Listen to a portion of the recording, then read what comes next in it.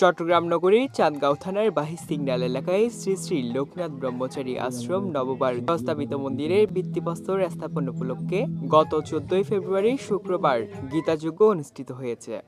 আমাদের সনাতনী প্রচার চট্টগ্রাম নবভারতী উদ্যাপন পরিষদ আমাদের গীতাপাঠ সম্পূর্ণ ভক্তবৃন্দদের মহাপ্রসাদের আয়োজন করা হয়েছে।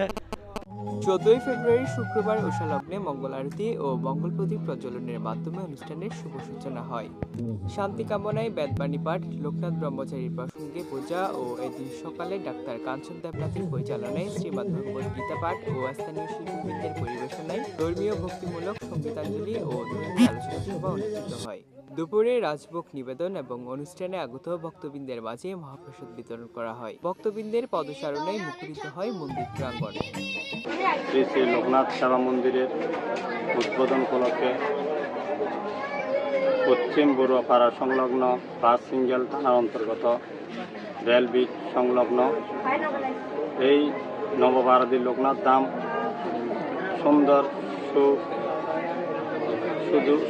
সুন্দর এবং সুভাবে সৌন্দর্য হয়ে যেন এই একটা নবভারতী কৈলাস ধামের মতো একটা পরিণত হয়। ভক্তদের কাছে সবাই সহযোগিতার হাত বাড়িয়ে দিবেন। সবাই ঐক্যবদ্ধ হয়ে সনাতনী সমাবেশ এবং মিলন মেলা যেন এখানে করতে পারি আমরা। আজকের এই মহতী অনুষ্ঠানের যে আয়োজন, যারা এই মহতী অনুষ্ঠানে অংশগ্রহণ করে সবচাইতে বেশি ভূমিকা রেখেছেন ওনার দাদারা। আমি শুধু একটা মাত্র উসিলা, যেহেতু এই জায়গাটা আমি ব্যবহার করতে দিয়েছি, কিন্তু করতে পারবো, অসুবিধা নেই, বাবার যদি মত থাকে। এ সময় উপস্থিত ছিলেন শ্রীমৎ মহিষানন্দ ব্রহ্মচারী, শ্রীমৎ হৃদিতানন্দ ব্রহ্মচারী, পুরোহিত দিলীপ গাঙ্গুলি, লোকনাথ ব্রহ্মচারী মন্দিরের সেবক নেপাল নন্দ ব্রহ্মচারী, ভূমিদাতা দীপুল বড়ুয়া, নিখিল বড়ুয়া সহ শ্রী শ্রী লোকনাথ ব্রহ্মচারী নবভারতী মন্দির কমিটির সদস্য সহ এলাকার গণ্যমান্য ব্যক্তিবর্গ।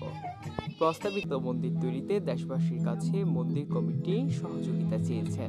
নবভারতী আশ্রমে আজকে শুভ উদ্বোধন হতে যাচ্ছে কাজের, সবার সর্বাত্মিক সহযোগিতা একান্তভাবে কামনা করতেছি। আমরা খুব ভালো করে দেখতেছি, কালকে থেকে খুব আয়োজন করছে, কালকে থেকে আয়োজন করার সাথে আমরা এখানে সবাই সহযোগিতা করছি, এখানে এসে আমরা খুব খুশি।